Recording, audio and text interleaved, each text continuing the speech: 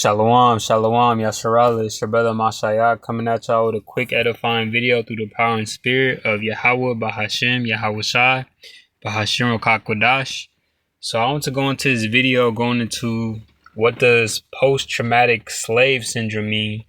And today was the first time that I've ever heard that term from the brother called GMS Inspiration and Motivation. Shout out to that brother. That's why I got the idea for this video. But I went on Chat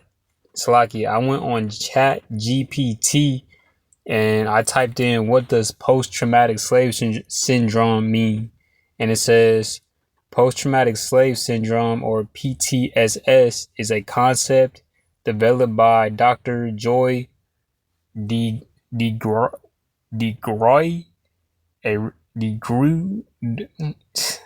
Dr. Joy, a researcher, educator, and author. It refers to the multi-generational trauma experienced by African Americans as a result of centuries of slavery, followed by systematic racism, oppression, and discrimination that continued long after slavery was abolished. It says the idea is similar to post-traumatic stress disorder, PTSD, but instead of stemming from a single traumatic event, PTSS is the result of repeated and sustained trauma passed down over generations. Key points about PTSS: historical trauma, slavery involved extreme violence, family separation, dehumanization, and psychological abuse. Generational transmission: even after slavery ended, Jim Crow laws, segregation, and ongoing systematic racism reinforced the trauma, passing down patterns of behavior, fear, and coping mechanisms. Symptoms, effects: PTSS may manifest in things like internalized racism, difficulty trusting institutions, feeling of inferiority, or patterns of anger and self-destructive behavior within communities. Resilience: importantly, PTSS is not just about damage, it also acknowledges survival strategies, strength, and resilience within African American culture. It says Dr. DeGruy work is used in education, mental health, and social justice fields to explain how the legacy of slavery continues to shape experiences today and why healing and systematic changes are important. And then it asked me, do you want me to break down an example of how PTSS might show up in modern life so it's more concrete? Of course, I said yes. And it pulled up, imagine a black parent raising their child in the U.S. Because of PTSS, that parent may overemphasize discipline, caution, and obedience in ways that seem harsh. For instance, if the child talks back to a teacher, the parent might scold them severely, not because they don't love them, but because historically, defiance could get a black person beaten, jailed, or even killed. That protective instinct rooted in slavery and Jim Crow survival is passed down even though the danger looks different today. Another example, some black people, and we know we're not black people, we're the Israelites, but I just have to throw that in there because I hate having to read these things that call out people black people, but of course it's the curses that are written in the book of Deuteronomy. So it says some black people may wrestle with internalized racism, feeling less intelligent, less beautiful, or less worthy because of European standards of beauty and success that were forced during slavery and reinforced afterward. That self-image issue is not genetic, it's cultural trauma carried forward. And on the flip side, PTSS also shows up in resilience and community strength. It says like strong family bonds, cultural pride, spiritual traditions, and activism. These are survival responses that became cultural anarchs through centuries of oppression. So PTSS is not saying something is wrong with African Americans. With African Americans, it's saying history has shaped certain survival behaviors and struggles, and understanding that helps with healing and breaking cycles. So I want to pull up these two precepts. Hosea chapter 4 verse 6. My people are destroyed for a lack of knowledge, because thou hast rejected knowledge, I will also reject thee, that thou shalt be no priest to me, seeing thou hast forgotten the law of thy God, I will also forget thy children. And then the last one I got is Deuteronomy chapter 28 verse 45.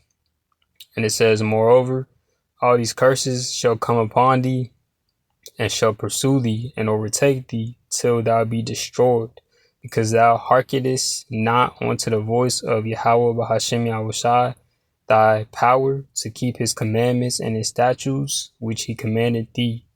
So all this stems back from us disobeying and being disobedient unto our power, Yahweh Bahashem Yahushai. And the last thing I got is a video going into this lady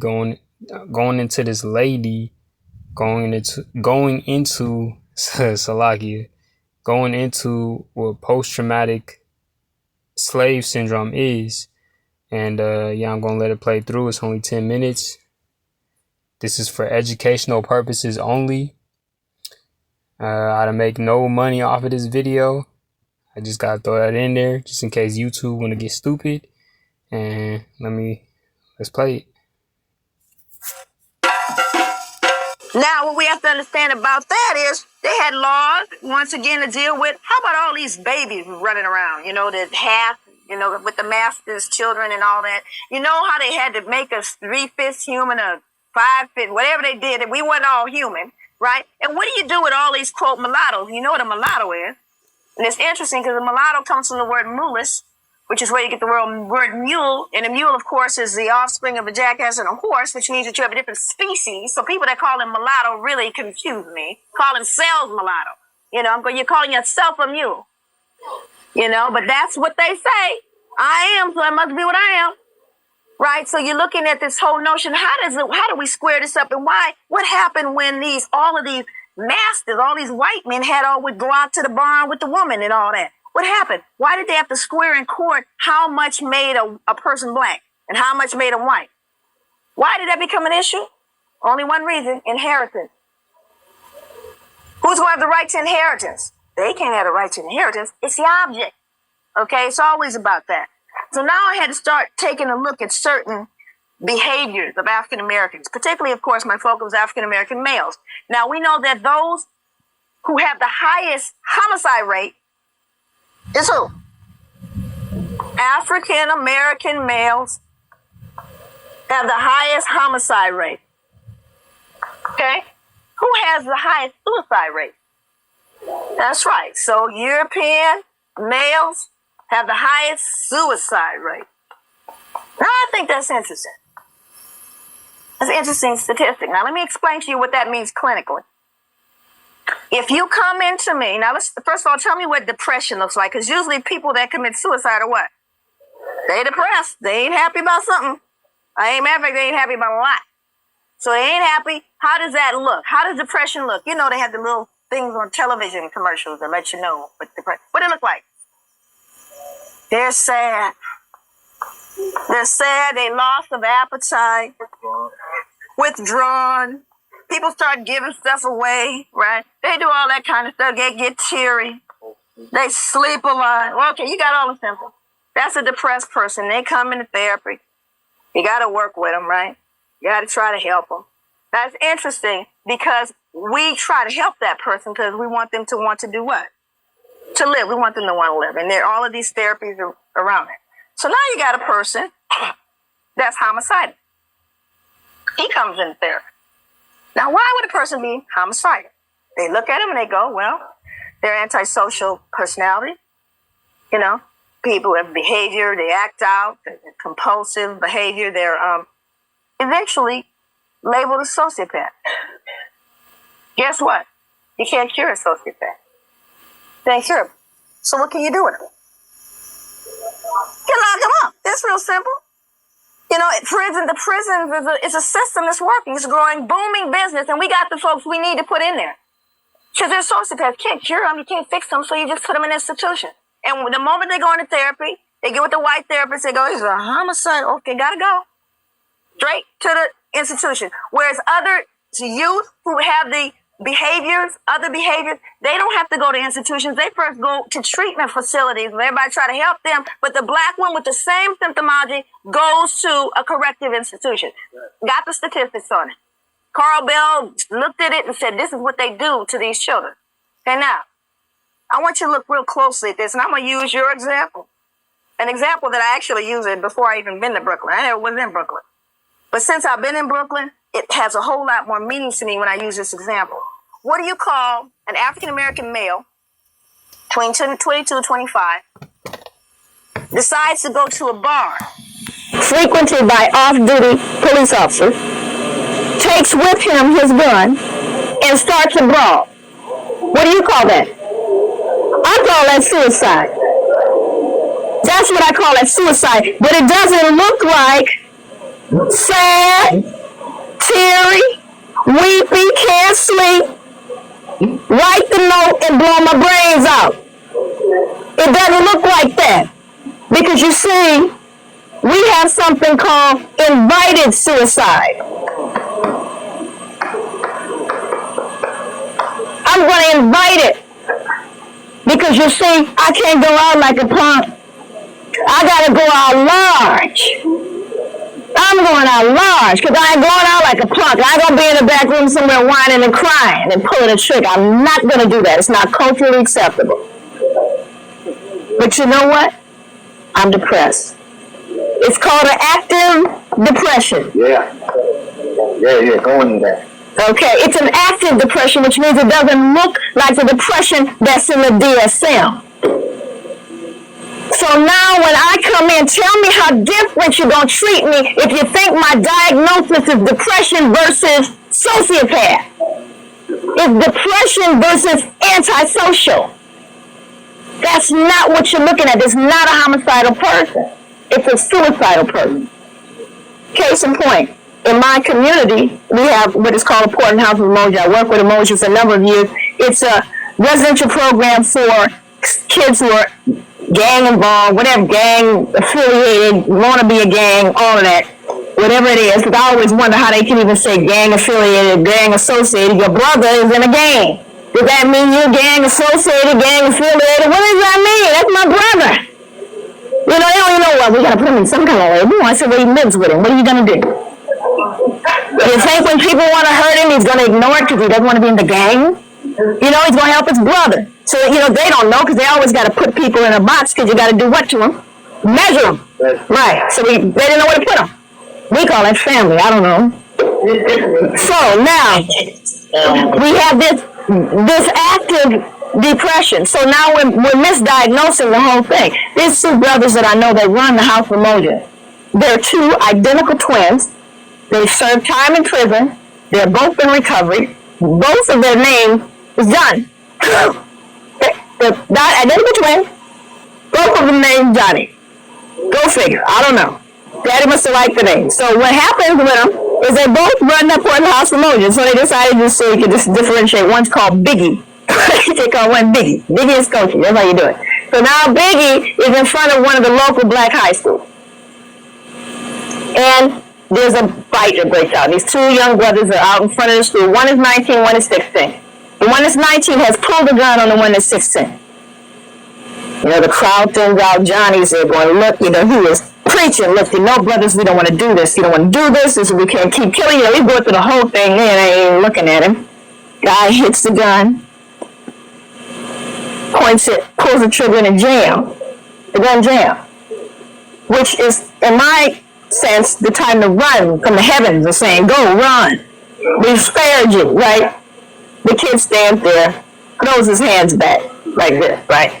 Just stands there. So the guy hits the gun again, pulls the trigger, and it jams the second time. Guy starts laughing, kind of chuckling. The 16-year-old's chuckling. Hits it again. This actually goes on. Third time, it jams. And he says, listen, brother, you think I'm afraid to die? 16 years old. He said, I'm not afraid to die, brother. I'm afraid to live, is what he said to him. He hit it the fourth time and it went off. And what I understand about that is I have to get into the psyche of a 16-year-old boy and say, why is it, how could it be that at 16 he no longer wants to live? He can't see a place in the world for himself. And I tell you why. Because we're a man-object-oriented system which says that you are what you are based on what you have. You are measured by your things. That's why you have brothers walking around, don't have a home, don't have a car, but got 50 gold chains. Because I gotta wear some worth because I don't have any worth. Right. So when you begin to look at those things, you say, now you're telling me I gotta measure myself by the thing, and then you tell me I can't have them.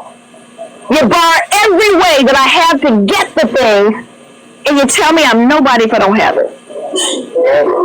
That's what our society does to black men. And these young men don't see a way. They can't find a place to be somebody, to maintain a sense of dignity and worth. So when I look at that, I realize that that's post-traumatic slave syndrome. So what I'm saying to you is that the injury of slavery was transgenerationally transmitted, right? Because we learn it. We learn it. It's knee-jerk. We figure it out. And every generation, we give it to them. Because we pass on everything to the children, right? And the children begin to live out those things. And it's unconscious. I realize that it's unconscious. But again, when I look at the brothers, I understand there's a very, very different thing going on. One of the symptoms of post-traumatic slave syndrome. Understand that now we're not talking about post-traumatic stress disorder. Because of the protracted nature of slavery, the fact that it went on for hundreds of years suggested that the end result ain't post-traumatic stress disorder. Right. The end result is post-traumatic slave syndrome.